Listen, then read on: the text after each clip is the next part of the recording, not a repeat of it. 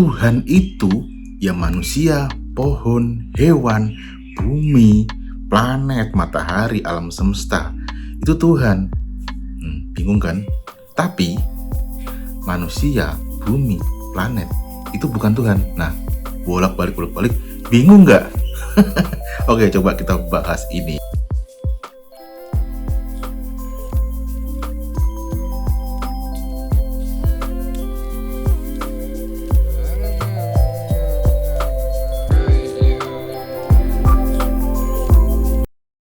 Assalamualaikum warahmatullahi wabarakatuh. Salam damai, salam sejahtera, salam bahagia, Om Swastiastu. Ketemu lagi dengan saya Rifan Daru di channel Sinau Urip. Oke, kalimat ini memang bikin bingung ya. Jadi kayak mungkin kata atau ungkapan yang lebih tepat untuk mengungkapkan satu substansi ketuhanan adalah tidak terdefinisikan sebenarnya. Semua kata, semua bahasa itu nggak bisa menjelaskan substansinya. Ada tapi nggak bisa dideskripsikan. Jadi kalau misalkan tadi ada kata-kata, misalkan contoh kayak manusia, bumi, makhluk, semuanya, planet, itu adalah Tuhan. Itu kurang tepat, tapi wajahnya, wajah ketuhanannya, bukan wajah Tuhan.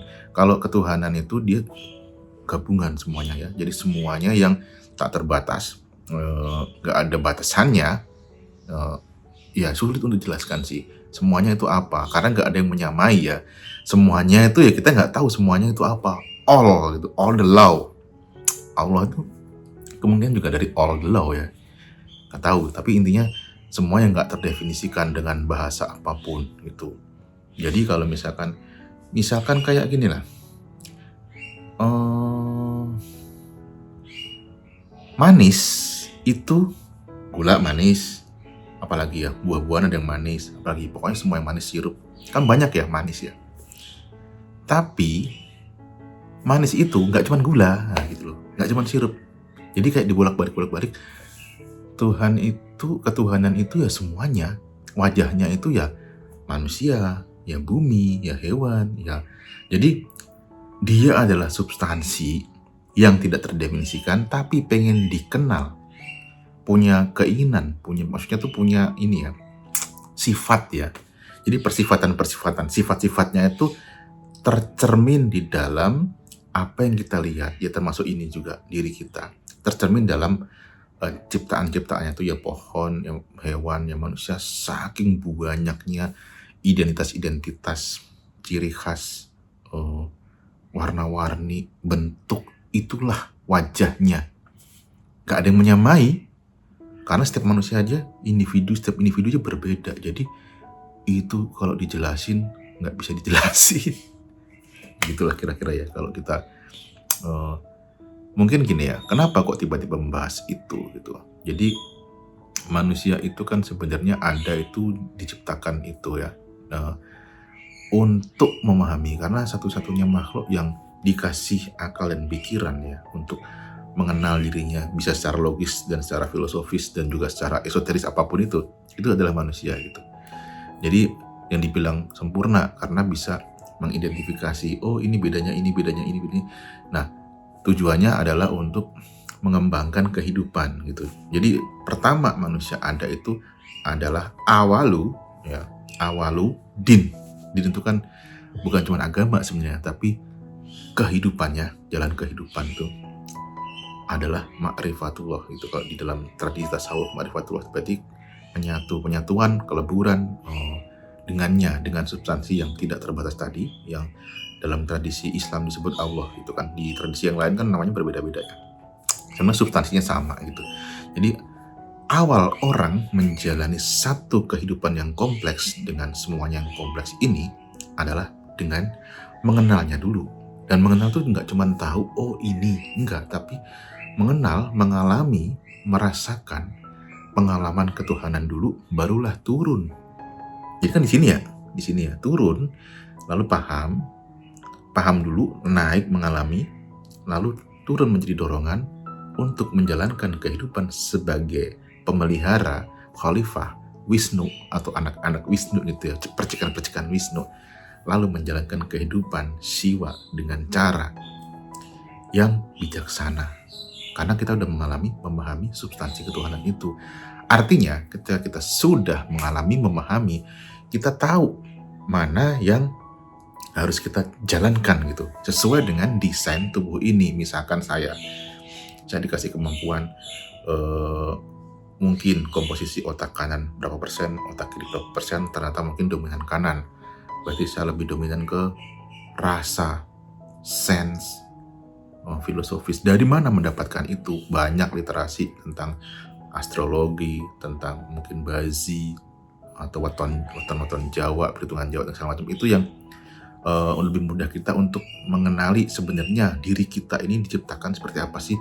Lahir di tanggal sekian, bulan sekian, tahun sekian, harinya apa, jam berapa, di mana, itu bisa untuk memetakan, oh ternyata aku ini diciptakan dengan karakter seperti ini, akhirnya punya life path seperti ini, yang harus aku lakukan ini. Berarti kita mengenal diri. Ketika kita mengenal diri, berarti kita mengenal ketuhanan tadi itu gitu. Akhirnya kita bisa menjalankan sesuai dengan kapasitas. Nah, jadi nggak keluar jalur kemana-mana. Contoh, misalkan nih, saya itu punya desain tubuh diciptakan itu yang akhirnya mesin ini gitu, itu untuk misalkan melukis, menggambar, menulis, berbicara, atau apapun itu yang berhubungan dengan itu. Jadi saya nggak akan lari. Saya memecahkan kode matematik atau menciptakan satu teori, nggak akan situ. Kalau saya ke situ berarti saya nggak kenal diri ini diciptakan seperti apa. Nah, ketika kita mengenal diri ini diciptakan seperti apa, saya melukislah dengan mengalir terus. Disitulah saya menemukan, oh inilah rasa ketuhanan itu. Nah, itu. Jadi ketika kita mengenal diri, melakukan segala aktivitas itu yang memang sesuai desain tubuh kita, disitulah kita bisa menemukan substansi ketuhanan yang tidak bisa dijelaskan tapi bisa dirasakan, dan kita ditarik ke dalam rasanya itu gitu. Jadi kalau kita bahas substansi ketuhanan itu seru buat orang yang paham, itu menjadi sesuatu yang sangat membahagiakan, luar biasa, nilainya lebih dari triliunan. Itu rasanya tuh luar biasa. Tapi ketika kita membahas ini menjadi di lingkungan mungkin yang belum begitu memahami atau masih terikat dengan doktrin-doktrin, norma-norma, ya norma agama ya biasanya. Kan norma agama ini kan hanya untuk anak-anak sebenarnya, untuk melatih disiplin ya. Kalau ini bagi saya, untuk melatih disiplin, untuk melatih keteraturan, untuk jenjang awal mengenal ketuhanan tadi gitu. Kalau masih orang dewasa masih di tahap di situ gitu, ya ini nggak nyambung. Nanti saya dibilang sesat. Satu lagi, sesat itu juga sebuah kata yang saya terbiasa mengamati kata juga gitu. Sesat itu berarti kita berada di satu tempat dan nggak bergerak, diem di situ nggak bergerak. Ini kalau ngomongin sesat di jalan gitu ya, kan begitu tersesat ya. Tapi kalau kita itu tiba-tiba nih kita berjalan ya, belok-belok ke sana kemari, terus masuk ke sini masuk gitu. Kayak kita bayangin kita sedang berjalan di ranting pohon. Kan neuron saraf kita kan begitu ya. Dari sini ke sini, bercabang-cabang kemana-mana itu. Dan perjalanan itu semuanya seru. Menurut teman-teman, itu tersesat nggak? Ayo. Bukan kan? Itu menikmati perjalanan yang menyenangkan, yang seru. Kita berpikir nih, ngobrol pikiran kita. Gini masuk ke sini, asik ya. Masuk ke sana, asik ya. Nah itu bukan tersesat, itu kita mengalami secuil dari pengalaman substansi ketuhanan, dikasih pengetahuan, itu luar biasa tuh. Nggak baca buku, nggak apa, tapi terus ternyata ini masuk ke sana, ini masuk ke sini, neuron saraf kita kan bercabang-cabang ya, masuk ke sana dapat ini, masuk ke sini dapat ini. Apakah itu bisa dibilang sesat? Ayo, kan enggak kan? Yang dibilang sesat itu kalau kita dari kecil misalkan nih, ya namanya kecil kan kita diarahin ya, biar ada guidance-nya gitu. Terus kamu kesana ya, lewat sini. Terus kalau misalkan udah menginjak dewasa kan, orang tua kan pasti dalam artian di sini ketuhanan sendiri ya, atau Allah itu sendiri gitu. Kamu belajar sendiri deh, kamu kan udah agak dewasa, udah mulai kritis, udah mulai bisa berpikir gitu ya. Kamu cari jalanmu sendiri. Kan mestinya gitu. Tapi dia nggak mau nih, Dia masih di jalan itu aja. Bahkan dia berhenti di situ, di pemahaman di situ gitu. Jadi kalau neuron saraf atau kalau cabang ranting pohon itu dia berhenti di situ, pohonnya yang di sini nih nggak dieksplor. Kan bisa membusuk di sini, katakanlah gitu. Pemikirannya kan bisa membusuk kan. Di sini daunnya nggak tumbuh, atau dia tumbuh tapi nggak bisa menikmati gitu ya. Atau banyak sesuatu di luar sana yang indah, pemikiran ini, pemikiran itu, pengalaman ini, tapi nggak menikmati karena dia tersesat. Yang bikin dia tersesat apa?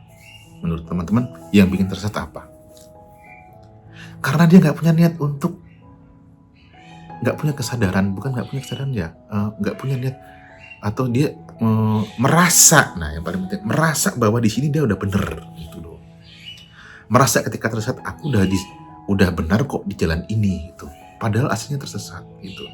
Jadi sampai tua pun dia di pemahaman yang sama. Ini loh yang kebenaran tuh. Tapi padahal kebenaran itu adalah kenyataan yang ada di kehidupan ini. Kebenaran yang asli itu adalah semua kenyataan. Ya ketuhanan itu sendiri itu loh. Itu adalah semua kenyataan yang tidak bisa dijelaskan. Itulah ketuhanan itu sendiri. Kebenaran yang sejati. Jadi sebagian kecil pengalamannya yang kita bisa eksplor ke sana kemari. Oh ini ada ini, tahu ini, tahu itu, itulah kebenaran. Nggak bisa semuanya, tapi kalau semuanya kita meledak, semuanya ya kita diam aja gitu. Ya itulah kebenaran, udah gitu doang. Jadi ketika kita tersesat itu ya itu tadi itu. Kita ada di satu posisi yang merasa benar dan merasa kita itu tersesat gitu. nggak berkembang, dari stuck dari kecil sampai dewasa gitu-gitu aja. Nah itulah tersesat. Kira-kira begitu aja sih obrolan ngalor ngidul kali ini. Semoga ini seru. Oke, assalamualaikum warahmatullahi wabarakatuh. Salam damai, salam sejahtera, Om Swastiastu.